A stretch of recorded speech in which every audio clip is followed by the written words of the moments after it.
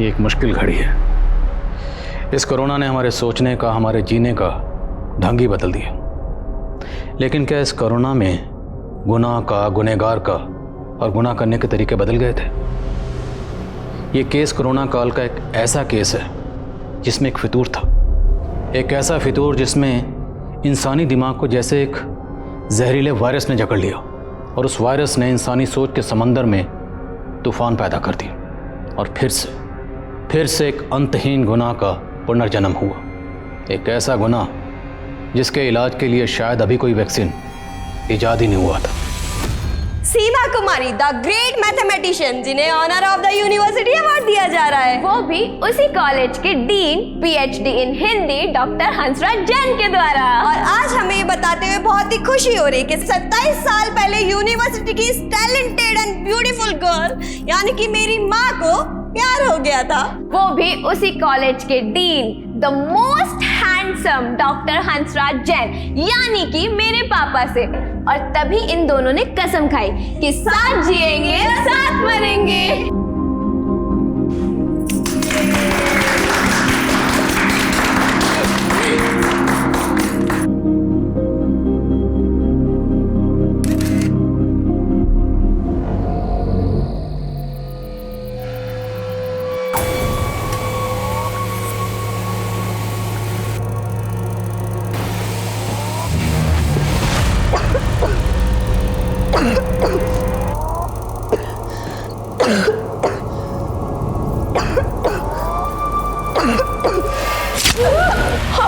लतिका!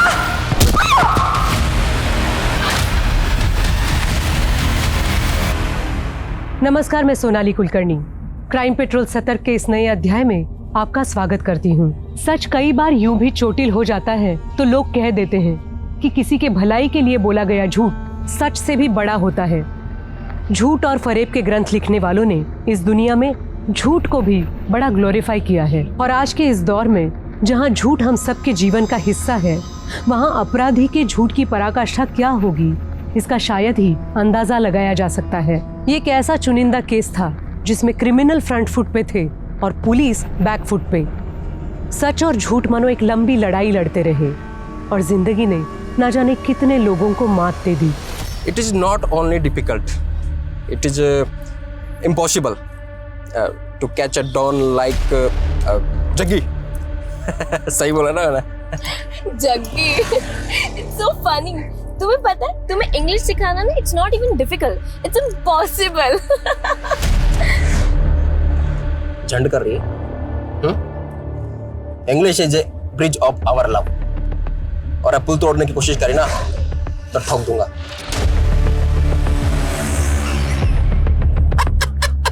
तो तोड़ गए।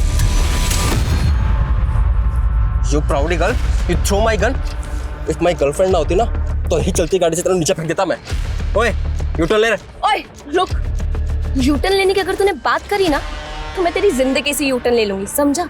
और अगर तू मुझसे प्यार करता है ना तो ये बंदूक भूल जा, वरना उतरो नीचे। हाँ, उतर। प्राउडी गर्ल, ठहर जा। जग्गी ना नियत्ता भी शेर है।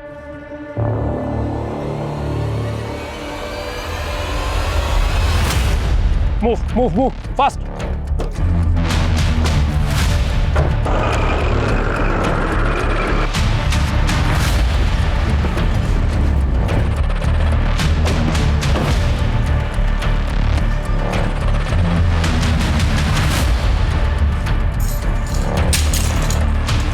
जग्गी के नाम से रिजर्वेशन। मुझे लगा था तुम 5 स्टार में लेकर जाओगे, लेकिन तुम मुझे कहाँ लेकर आओ? Hotel black thunder. वाह, होटल ब्लैक थंडर, चलो जल्दी।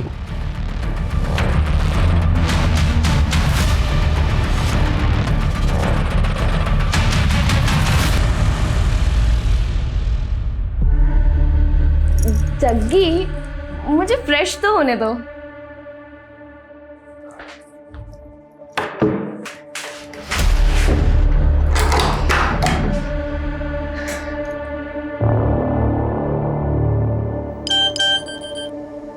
सर आप जल्दी आ जाइए, वो मेरा रेप कर देगा। लक्ष्मण जल्दी चलो।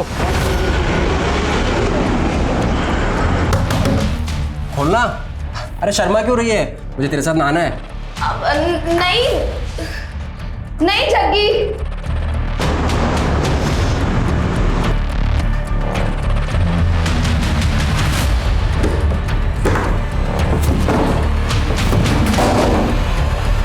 क्या चल रहा है? ना शावर होना है ना कपड़े उतारे, माजरा क्या है? जग्गी मैं मम्मी को मैसेज कर रही थी। छोड़ो ना ये सब नहाना धोना। हाँ, शेर भी कभी नहाता है क्या?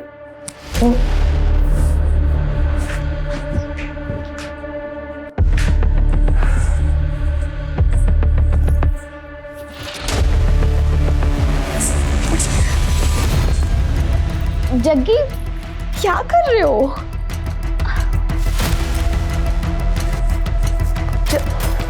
जग्गी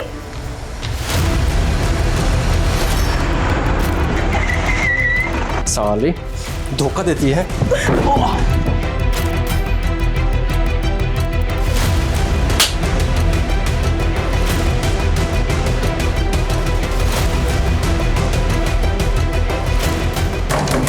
जग्गी, जग्गी दरवाजा खोलो, तुम यहाँ से बाहर नहीं निकल सकते। खड़ी रहे, मुझे चुपचाप जाने का रास्ता दो, वरना इसको गोली से उड़ा दूंगा मैं। लतिका को कुछ मत करना, हम तुम्हें जाने देंगे। चल पीछे, एकदम पीछे, एकदम पीछे। मैं बोलो पीछे जा, पीछे हट जाओ, वरना इसको गोली से उड़ा दूंगा मैं, ठीक है? और एक कदम आगे नहीं, एकदम पीछे। मैं बोल रहा हूँ आगे कोई भी नहीं बढ़ेगा, आगे बिल्कुल आगे नहीं, गोली से उड़ा दूंगा मैं इसको। मैं कह रहा हूँ आगे मत बढ़ो, मैं गोली से उड़ा दूंगा इसको, आगे मत।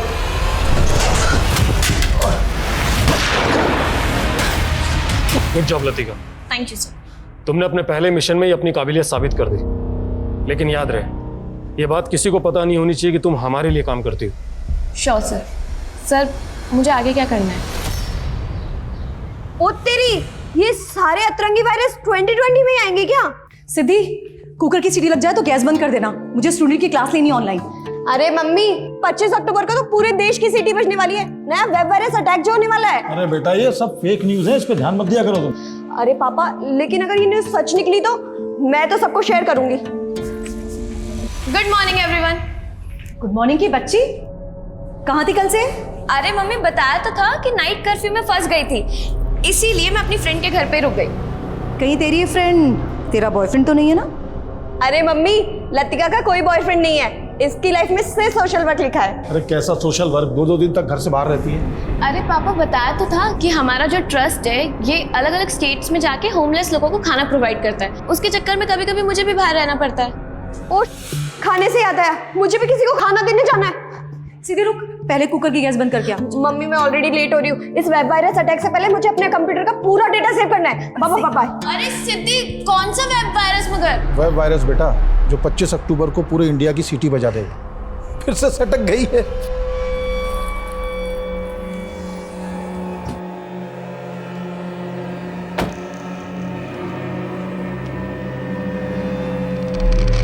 ये लीजिए बाबा जी, आपका आज का कोटा।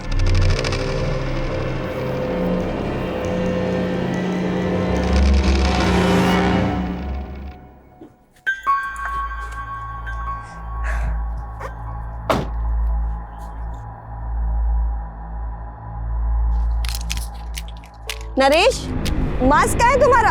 कितनी बार बोला है मास्क पहन के रहा करो, चालान कटवाओगे क्या? Sorry madam. पहनो इसे। Good morning Sachin.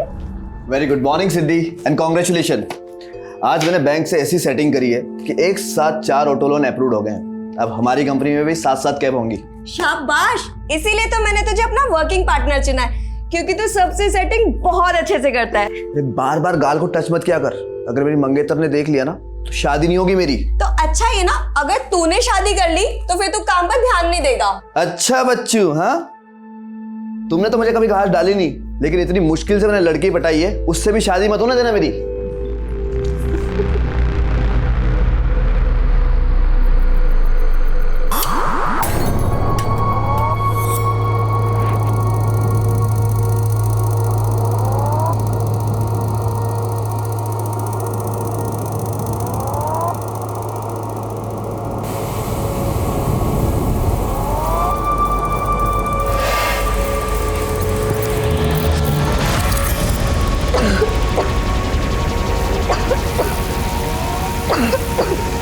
लतिका, लतिका, लतिका।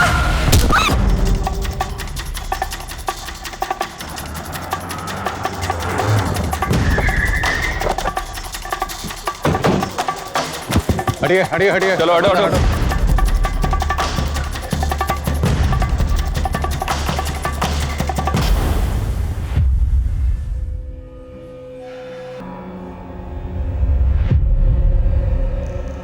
बहुत ही ब्रूटल मर्डर्स हैं और घर की हालत देख के लगता है कि लूट भी हुई है।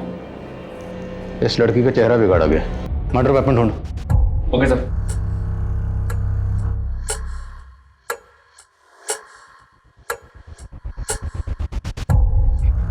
डॉक्टर हंसराज, मैं जानता हूँ इस वक्त आप गहरे सदमे में, पर हमारे लिए जानना ज़रूरी है कि जिस वक्त ये सब हुआ आप कहाँ थे? हम अपने पिताजी के बरसी में अपने गांव जैतपुर गए थे। सुबह लौटे तो देखा दरवाजा खुला हुआ था। अंदर आए तो देखा कि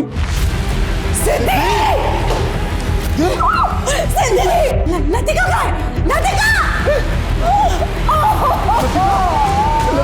तो आप दोनों की गैर मौजूदगी में आपकी बच्चियों के साथ ऐसा कौन कर सकता है?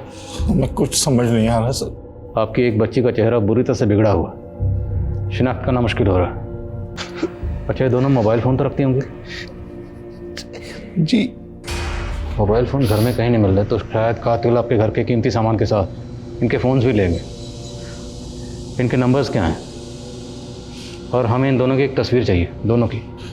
मेरा फ़ोन फॉर्मेट हो गया, तस्वीर नहीं। लेकिन आपको दोनों के फ़ोन नंबर याद तो होंगे?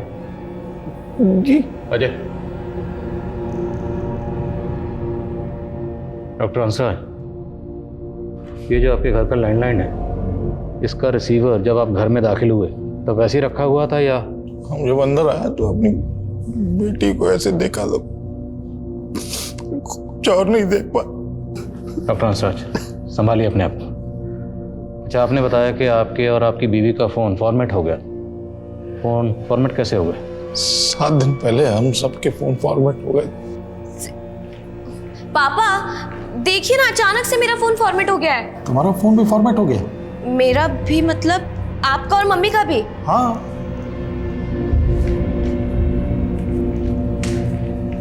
सिद्धि, मेरा, मम्मी और पापा तीनों का फोन फॉर्मेट हो गया। तुमने किया ना? हाँ, मैंने अपना फोन भी फॉर्मेट कर दिया। मालूम है ना, आज 25 अक्टूबर है, वायरस अटैक होने वाला है। इनफ सिद्धि, तुम्हें आइडिया भी है कि मेरे फोन में कितना इंपॉर्टेंट डेटा था। डोंट वरी लतिका, मैंने हम सबका डेटा एक पेन ड्राइव में सेव कर दिया है। और कहाँ है वो पेन ड्राइव? बाद में वो पेन ड्राइव में नहीं मिला। अच्छा, आपकी दोनों बेटियां करती क्या थी? दी का टूर एंड ट्रेवल्स का बिजनेस था। लतिका आईपीएस की तैयारी कर रही थी और किसी ट्रस्ट के लिए भी काम करती थी। कौन सा ट्रस्ट? नाम क्या है? नाम नहीं मालूम सर। सर, इस घर के आसपास कहीं भी सीसीटीवी नहीं है। नेबर्स ने भी किसी भी तरह की सस्पिशियस एक्टिविटी को नोटिस नहीं किया। हालांकि जिस तरह से घर में लूट और मर्डर हुआ है, ऐसा लग रहा है जैसे किसी गैंग का काम हो। बड़ी हैरानी की बात है, फैमिली में सभी के फ़ोन फॉर्मेट हो गए और जिस पेन ड्राइव में डाटा ट्रांसफ़र किया गया वो पेन ड्राइव खो गई। हालांकि सर, कुछ दिन पहले इस तरह के एक वेब वायरस की फेक न्यूज़ वायरल तो हो रही थी सोशल मीडिया पे। इस फेक न्यूज़ का सोर्स पता करो, साइबर सेल से कॉन्टैक्ट करो, जिस तरह के मसलों पर नज़र रखते हैं। और अगर मैंने लैंडलाइन का कॉलर आईडी चेक किया, उसमें रात 12 बजे एक मोबाइल नंबर से लास्ट कॉल आया था। सर, ये नंबर तो मेरे दोस्त जयदीप का है। तो इस जयदीप की आपकी बच्चियों से कोई अनबन या कोई झगड़ा? जी नहीं। इस जयदीप को थाने में बुलाओ। सर, मुझे किसी काम से बाहर जाना था तो इसलिए कैब बुक करवानी थी। मैंने सिद्धि को मैसेज किया लेकिन उसका कोई रिप्लाई नहीं आया। मुझे लगा कि इतनी रात को उसके मोबाइल पे कॉल करना तो ठीक नहीं है, तो मैंने लैंडलाइन पे कॉल किया। तो क्या बात हुई आपकी सिद्धि से? Hello hello. तो जब आपको फ़ोन पर किसी के चीखने की आवाज़ सुनाई दी तो आपको इतना तो समझ में आ गया होगा कि कोई परेशानी में है या शायद कोई किसी मुसीबत में हो, तो आपको तुरंत वहाँ जाना चाहिए था, या कम से कम उनके माँ बाप को इन्फॉर्म करते। सर, मुझे लगा कि हो सकता है वो शायद मेरा वहम हो। अच्छा, आप उस फैमिली को एक अरसे से जानते हैं। हमें दोनों बहनों की उनके घर में कोई तस्वीर नहीं मिली। क्या उन दोनों बहनों में से किसी की भी या दोनों की आपके पास कोई तस्वीर है? हाँ सर, मैं सीमा और हंसराज की मैरिज एनिवर्सरी पर उनके घर गया था। तो मैंने अपने फ़ोन से बहुत सारे फ़ोटोज़ लिए थे उनके। ये देखिए सर।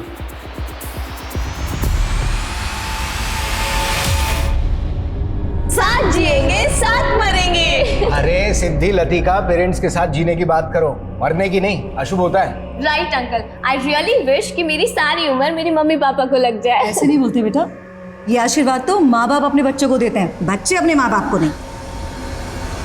सर साइबर सेल का कहना है कि ऐसे फेक न्यूज़ क्लिप्स आम है आजकल और इनका सोर्स मोस्टली विदेशों में ही होता है, लेकिन इन क्लिप्स की वजह से किसी आम आदमी का नुकसान हुआ हो ऐसा कोई नज़र तो नहीं आया। लेकिन माँ बाप का कहना है कि सिद्धि ने इसे फेक न्यूज़ के चलते पूरे फैमिली मेम्बर्स के फ़ोन का डाटा पेन ड्राइव में ट्रांसफ़र कर दिया था, लेकिन पेन ड्राइव गायब है। ये डॉक्टर हंसराज और सीमा हमसे कुछ छुपा तो नहीं रहे। सर मैं डॉक्टर हंसराज के गांव जैतपुरा गया था, वहाँ पे उनका पुश्तैनी मकान है। उस मकान में उनका केयर टेकर है मंगू, मैंने उससे बात की। हाँ साहब, हंसराज साहब अपने पिताजी की बरसी मनाने के लिए इसी तिथि पर हर साल यहीं आते हैं। वो यहाँ से गए कब थे? अगली सुबह गए थे 3 नवंबर को। शहर में उनकी दोनों बेटियों का मर्डर हो गया है। यहाँ गांव में उनकी किसी के साथ कोई दुश्मनी?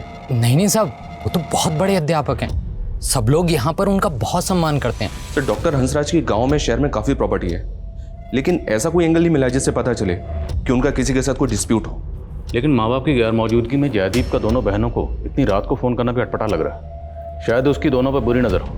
इस जयदीप को इन्वेस्टिगेट करो और लतिका सिद्धि दोनों को सोशल मीडिया अकाउंट्स खंगालो, और वो ट्रस्ट जिससे लतिका जुड़ी हुई थी उसका पता चला?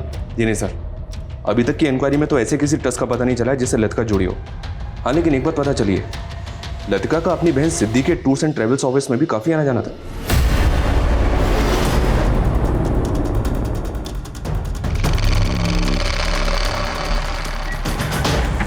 सर 2 नवंबर की शाम तक तो दोनों बहनें यहीं थी। सर मैं तो खुद शॉक्ड हूँ कि वो इस दुनिया में नहीं है। अच्छा, आप और सिद्धि 3 साल से एक साथ काम कर रहे थे, राइट? Yes sir. तो कोई बिजनेस राइवलरी? नहीं सर, ऐसा कुछ नहीं है। अच्छा, लतिका किसी ट्रस्ट के लिए काम करती थी, आपको उस ट्रस्ट के बारे में कुछ पता है? नहीं सर, मुझे उस ट्रस्ट के बारे में तो पता नहीं है, लेकिन हाँ सिद्धि तो चाहती थी कि लतिका सब कुछ छोड़कर बिजनेस में इन्वॉल्व हो जाए।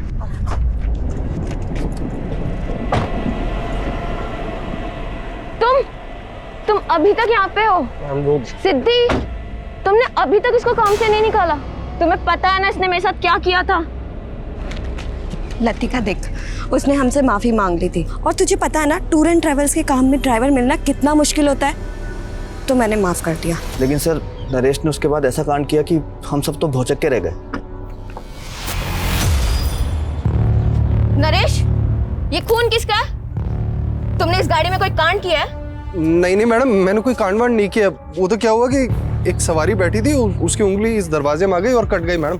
वो तो पुलिस ही चेक करके बताएगी कि किसके खून के निशान हैं। Please ma'am. लतिका 1 मिनट, वो कह रहा है ना कि सवारी की उंगली कट गई थी। मुझे चेक करने दे कि किस सवारी के बारे में कह रहा है जिसकी उंगली कट गई थी। सर हमें सवारी का भी नहीं पता था, और वो कैब भी चोरी हो गई थी।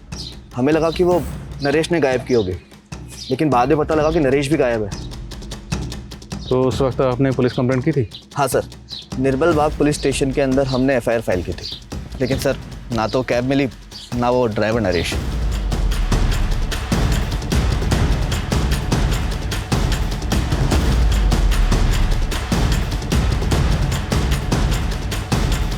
सर निर्मल बाग पुलिस से सिद्धि का टूर्स एंड ट्रेवल्स की कैब चोरी होने की रिपोर्ट मिली है, ये देखें। निर्मल बाग पुलिस नरेश और कैब का लगातार पता लगाने में जुटी हुई है। तो मुमकिन है कि इस कैब में कांड हुआ, इसलिए नरेश इस कैब के साथ गायब है। इस नरेश की हिस्ट्री खंगालो और कत्ल वाले दिन इसकी एक्टिविटी पता करो। घर में से काफ़ी पैसे और गहने भी चुराए गए। शहर में जितने भी ऐसे ज्वेलर्स हैं जो इस तरह के गहने खरीदते हैं, सबका पता करो। पापा ये एकदम प्योर नीलम है। ये नीलम एक सोने की अंगूठी में जड़ा हुआ था। एक आदमी मुझे बेचने आया तो मैंने उसे सिर्फ अंगूठी के सोने का भाव देकर खरीद लिया।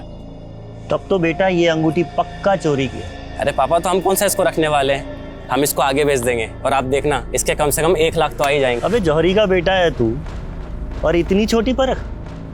ये नीलम कम से कम 7 से 8 लाख रुपए का बिकेगा। 8 लाख? पापा अगर ये नीलम 8 लाख में बिक जाए तो आप ईमानदारी से मुझे कार दिला देना। बाप बेटा, बाप से सौदेबाजी है। जा ऐश कर।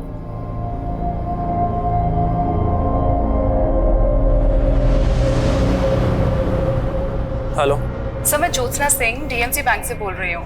हमारा बैंक आपको एक life time free credit card offer कर रहा है और इसमें कोई एनुअल फीस नहीं है।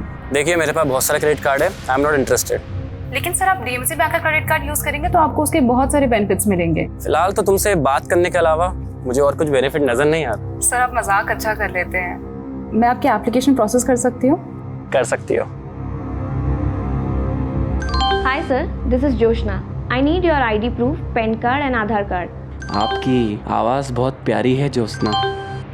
Sir document please. मुझसे दोस्ती करोगी जोशना? सर पीएम रिपोर्ट के मुताबिक लतिका का मर्डर 2 नवंबर की रात को तकरीबन 10 बजे के आसपास हुआ है। और पोस्टमार्टम रिपोर्ट के मुताबिक लतिका की बॉडी पर 3 स्टैबिंग मार्क्स हैं, लेकिन तीनों स्टैबिंग मार्क्स अलग अलग हैं।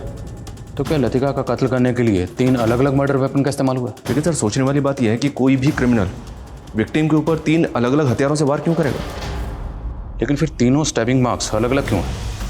और दूसरी तरफ सिद्धि का कत्ल एक अलग मर्डर ऑपरेंडी से किया गया। उसके सर पर पत्थर से इतनी बार वार किया गया कि उसकी मौत हो गई। मतलब एक ही छत के नीचे 2 अलग अलग एमओ से मर्डर। क्रिमिनल एक ही होगा सर या एक से ज़्यादा? एक और ताज्जुब की बात है, जयदीप का कहना है कि उसने रात के 12 बजे लैंडलाइन फ़ोन पर किसी के चीखने की आवाज़ सुनी, जबकि पोस्टमार्टम रिपोर्ट के मुताबिक दोनों बहनों की मौत रात को 10 बजे हो चुकी थी।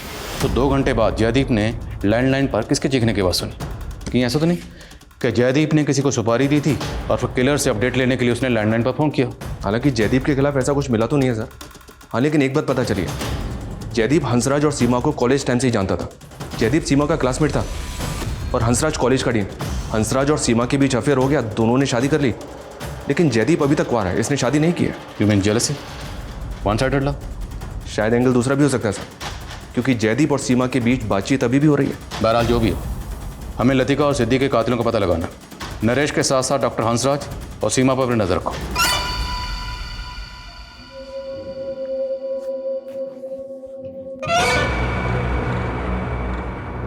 सीमा, इस सदमे से बाहर निकलो, हिम्मत से काम लो। सर कैसे हो गया ये सब कुछ? आपको शक किसी पे जरा भी? पुष्पा सही कहती थी, इस घर में भूत है, सीने मारा है मेरी बेटियों को।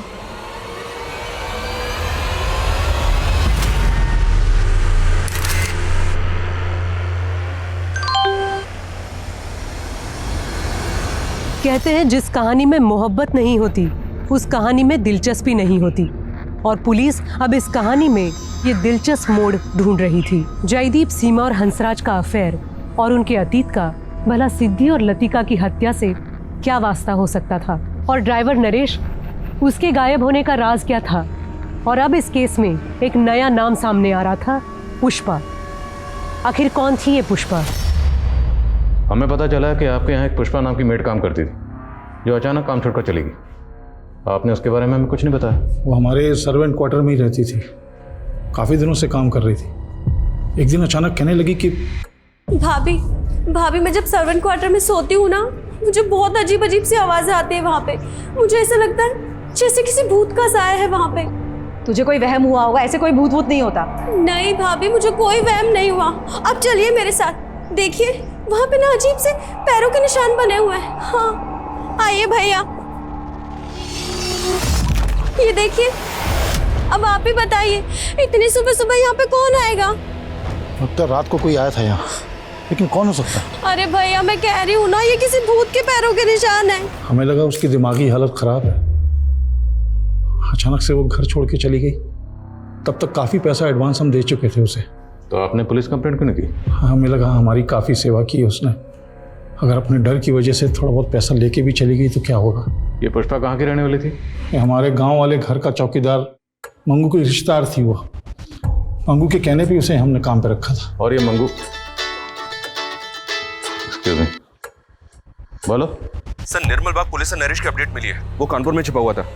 निर्मल बाग पुलिस ने यूपी पुलिस की मदद से उसको अरेस्ट कर लिया।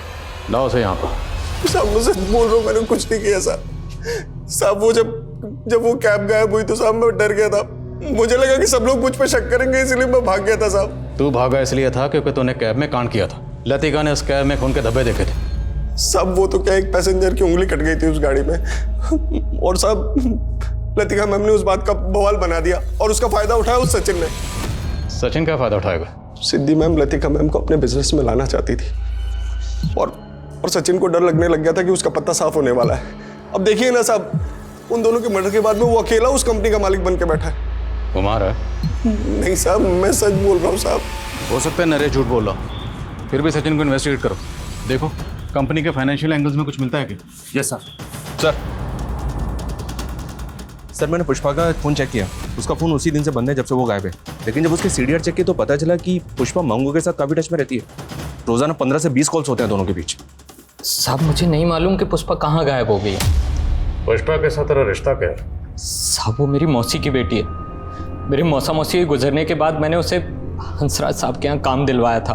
तुम्हारे और पुष्पा के बीच में हर रोज़ बातें होती थी और बहुत बार बातें होती थी, लंबी लंबी बातें होती थी। इसलिए अब तो बताएगा कि पुष्पा के साथ तेरा असल रिश्ता क्या है? वो मेरी बहन जैसी है और मुझे सच में नहीं मालूम कि वो कहाँ गायब हो गई। मुमकिन है कि पुष्पा को मंगू ने डॉक्टर हंसराज के यहाँ नौकरी पर लगाया हो ताकि पुष्पा उनके घर की रेकी कर पाए, क्योंकि मंगू इतना तो जानता था कि डॉक्टर हंसराज के फादर की बरसी पर डॉक्टर हंसराज और सीमा हर साल गाँव जाते थे। आप कहना चाहते हैं कि मंगू और पुष्पा के कहने पर ही लूट और मर्डर हुआ है? मुमकिन है ऐसा ही हुआ, क्योंकि अगर ऐसा नहीं हुआ तो फिर पुष्पा गायब क्यों है? पता लगा पुष्पा कहाँ है और ये मंगू, इसकी बैकग्राउंड खंगालो।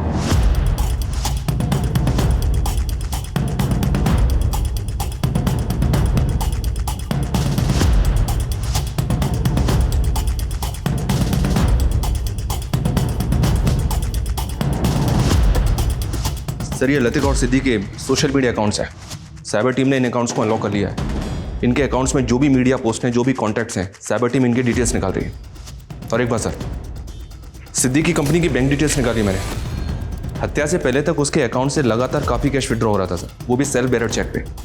बैंक से जब मैंने इसकी इंक्वायरी की तो पता चला कि ये सारा पैसा सचिन विड्रॉ कर रहा था। पिछले 2 महीने में 10 लाख से ज़्यादा रुपये विड्रॉ हुए हैं सर।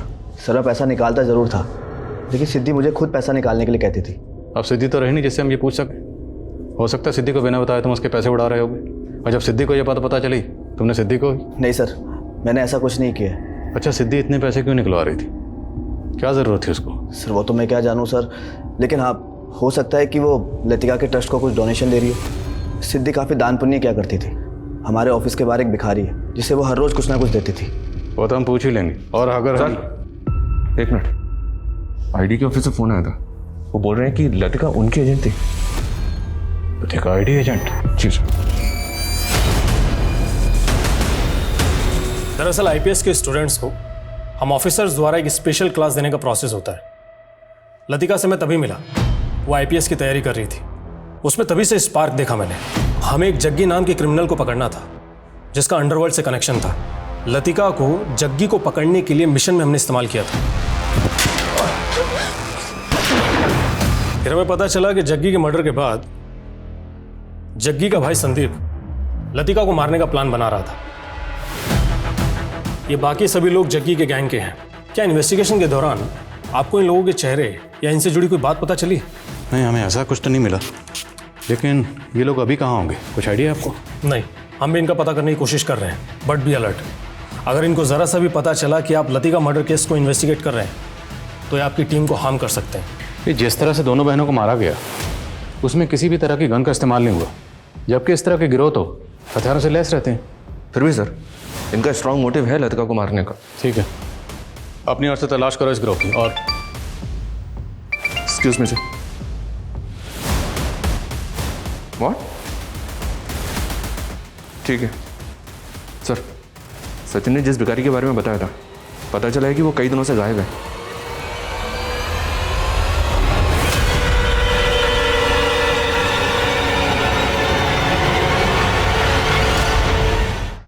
जयदीप, नरेश, मंगू, पुष्पा, सचिन और गैंगस्टर संदीप के बाद अब एक और शख्स संदिग्धों की फहरिस्त में जुड़ा था, जिसका ना नाम पुलिस को पता था और ना उसका कोई फोटो पुलिस के पास था।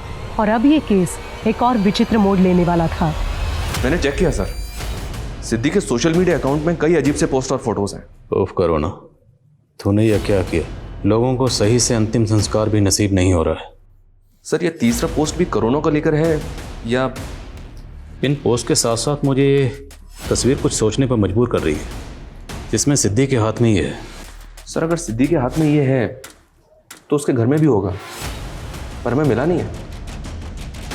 लतिका की बॉडी पर 3 स्टैबिंग मार्क्स थे और तीनों अलग अलग थे, और सिद्धि के हाथ में ये। और सिद्धि की लाश को पत्थर से मारा गया, उसका पत्थर से चेहरा कुचला गया। सवाल यह है कि दोनों बहनों को अलग अलग मोडस ऑपरेंडी से क्यों मारा गया? तो मेरे जहन में सवाल ये उठ रहा है कि क्या वो लाश वाकई सिद्धि की होगी? आप कहना चाहते हैं कि लतिका के मर्डर के पीछे सिद्धि का हाथ हो सकता है? तो फिर वो दूसरी लाश किसकी होगी? सिद्धि ने पूरे फैमिली मेम्बर्स के मोबाइल डाटा को एक पेन ड्राइव में ट्रांसफ़र कर दिया था। वो पेन ड्राइव गायब है और उसी में लतिका के फ़ोन का डाटा भी ट्रांसफ़र हुआ था। लतिका एक आईडी एजेंट थी, तो हो सकता है उस पेन ड्राइव में कोई ऐसी इन्फॉर्मेशन हो जो कोई नहीं चाहता था कि किसी के हाथ लगे। और वो लाश सिद्धि की थी या नहीं, उसे पता करने का एक जरिया है डीएनए। उस लाश के डीएनए को लतिका और सिद्धि के पेरेंट्स के डीएनए से मैच करके देखो, और ये भी पता करो क्या लतिका और सिद्धि के कॉन्टैक्ट में कोई ऐसी लड़की थी जिस वक्त गायब है। मैं एक लापता रूह हूँ पंकज, मेरे साथ कहीं तुम भी ना भटक जाओ। एक बार मुझसे मिल लो और जितना चाहे आजमा लो, उसके बाद तुम्हें यकीन हो जाएगा कि हम दोनों एक दूसरे के लिए बने। ये तस्वीर हमें सिद्धि के सोशल मीडिया अकाउंट से मिली है, और इसमें सिद्धि के हाथ में ये जो ऑब्जेक्ट है, ये ऑब्जेक्ट आपके घर में कहीं होना चाहिए। हाँ, सिद्धि को ऐसी चीज़ इकट्ठा करने का शौक था, लेकिन आप कहना क्या चाहते हैं? देखिए, हमें लगता है कि आपकी बेटी लतिका का कत्ल इसी ऑब्जेक्ट से हुआ। हमें आप दोनों के डीएनए टेस्ट करवाना होगा ताकि हम श्योर हो सकें कि लतिका के साथ जो दूसरी बॉडी थी वो आपकी बेटी सिद्धि ही थी। क्या कह रहे हैं आप? आप कातिल को ढूंढ नहीं पा रहे तो कुछ भी अनाप शनाप बोल रहे हैं आप? साहब, हम अपनी ड्यूटी कर रहे हैं। चलिए डीएनए टेस्ट के लिए।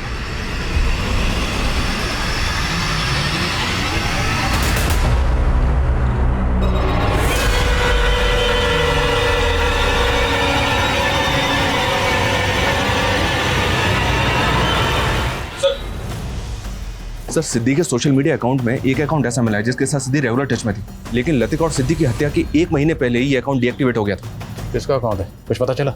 इस अकाउंट से लिंक एक मोबाइल नंबर मिला है सर, जो किसी पंकज जौहरी के नाम पे जोधपुर के एड्रेस पर रजिस्टर्ड है। ये पंकज है सर, और इसका नंबर भी हत्या के 1 महीने पहले बंद हो गया था।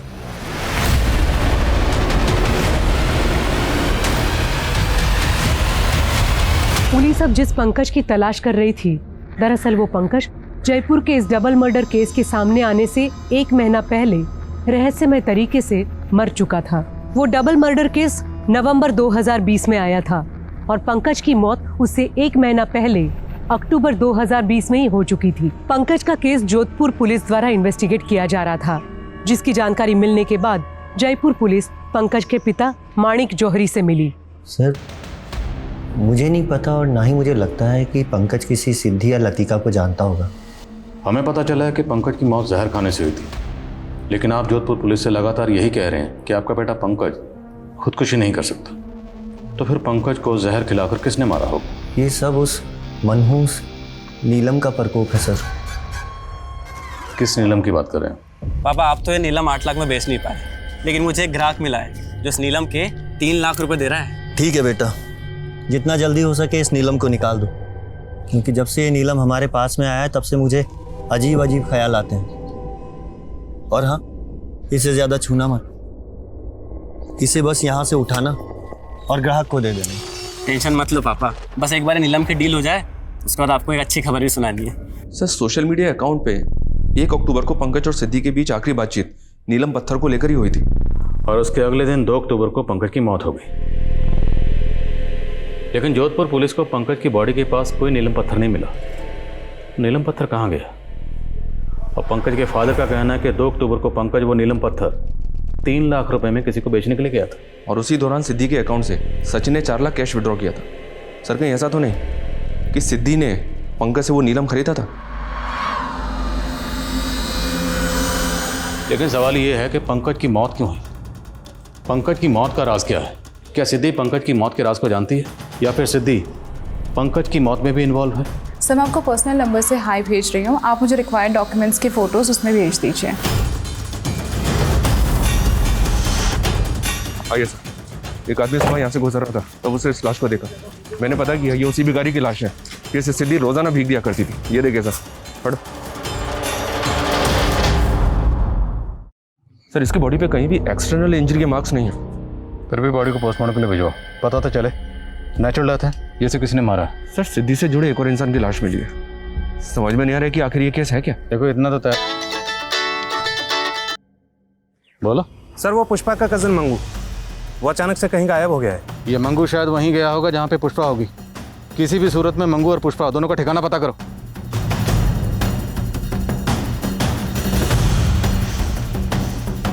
क्या मंगू गायब हो गया? जी हाँ। आपको कुछ आइडिया है कि वो भागकर कहाँ जा सकता है? नहीं सर, हमने सुना है कि वो भिखारी भी मर गया। कहीं ऐसा तो नहीं रिद्धि ने जो मनुष्य नीलम खरीदा था उसकी मनुष्यत छा गई हम पे? हंसराज जी, डॉक्टर होकर आप इस तरह की बातों में यकीन रखते हैं? मैं सिर्फ मंगू और पुष्पा सच बोलती थी। इस घर में भूत है, उसने ही मारा मेरी बेटियों को।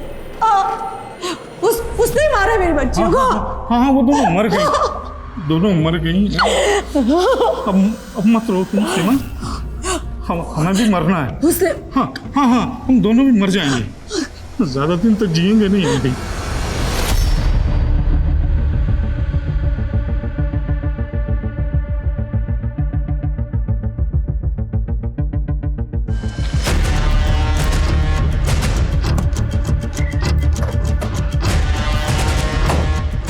ये लतिका सिद्धि के माँ बाप जिस तरह से रिएक्ट कर रहे थे, मुझे कुछ ठीक नहीं लग रहा। अब या तो बेटियों को होने के गम की वजह से सीमा की जहनी हालत ठीक नहीं है, या फिर वो हमारे मन में कोई भ्रम पैदा करना चाहती है। दोनों की एक्टिविटी पर नजर रखो। Okay sir.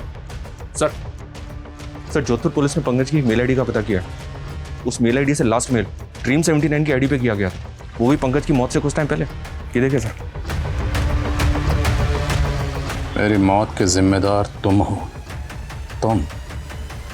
लेकिन कोई नाम मेंशन नहीं है, जिक्र नहीं है किसी नाम। हो सकता है सर ये मेल आईडी भी सिद्धि की हो। मैं इस ड्रीम 79 आईडी की डिटेल्स निकल पा रहा हूँ। ठीक है। और हाँ, जयदीप को बुलवा। Okay sir. आपने कहा था कि 2 नवंबर की रात को रात के 12 बजे जब आपने डॉक्टर हंसराज के यहाँ लैंडलाइन पर फ़ोन किया तो आपको किसी औरत के चीखने की आवाज़ सुनाई दी थी, करेक्ट? Yes sir.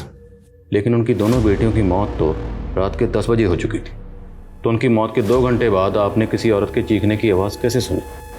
वो आवाज़ लतिका की थी या सिद्धि की थी, सर मैं कैसे बता सकता हूँ? अच्छा, आप डॉक्टर हंसराज या सीमा से जुड़ी कोई ऐसी बात जानते हैं जो आपको अजीब लगती है? मुझे लगता है दोनों का मानसिक संतुलन। मैं अभी की बात नहीं कर रहा, माजी की बात कर रहा हूँ। उनके पास की कोई ऐसी बात या कोई ऐसा राज जो बहुत कम लोग जानते हैं। सर कॉलेज टाइम में सीमा को ड्रग्स की लत थी, लेकिन जब से हंसराज उसकी लाइफ में आया वो लत छूट गई थी।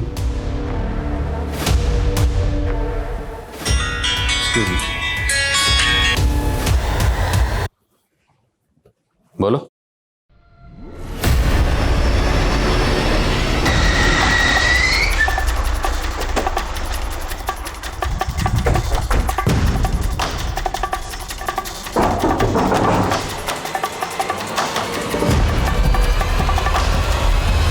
साबू बिन ब्याही माँ बन गई थी और बच्चा भी नहीं गिरा सकती थी, तो लोगों की नजरों से बचने के लिए साहब मुझे बच्चा किसका? मंगू का। रिश्ते में वो मेरा मौसेरा भाई लगता है, लेकिन हम दोनों के बीच में रिश्ता बन गया था साहब। अच्छा, तुमने ये डॉक्टर हंसराज की फैमिली को भूत की कहानी सुनाई थी, वो क्या थी? साहब वो मैं गायब होना चाहती थी, तो लोगों को लगे डर के भाग गई, इसलिए छोटी कहानी बना के सुनानी पड़ी साहब। मंगू कहाँ? मैं क्यों लाया है? डीएनए रिपोर्ट से इतना तो साबित हो गया कि लतिका के साथ जो दूसरी बॉडी मिली थी वो तुम्हारी बेटी सिद्धि की थी।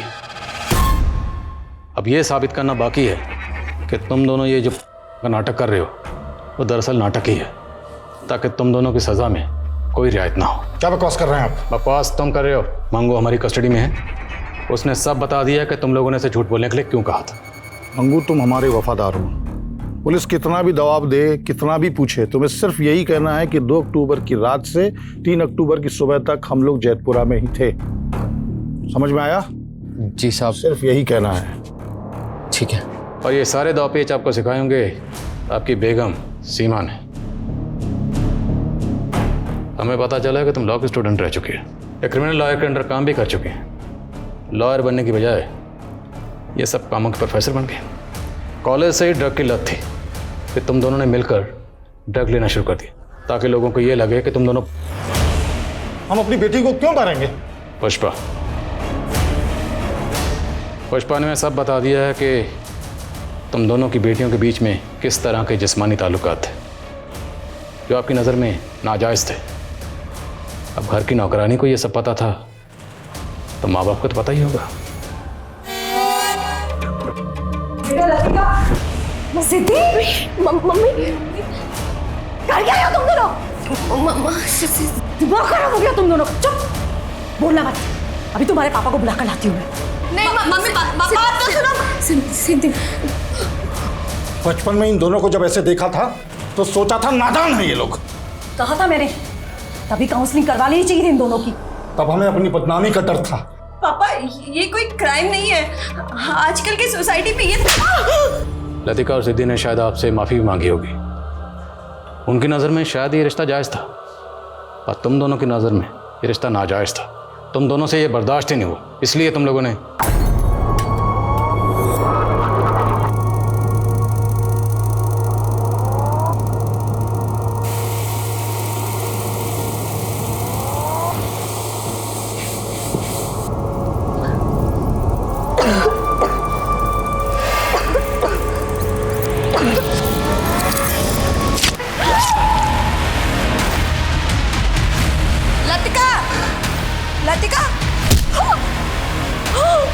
ये सब आपकी मनगढ़ंत कहानियां हैं और कोर्ट कहानियां नहीं, सबूत मांगती है।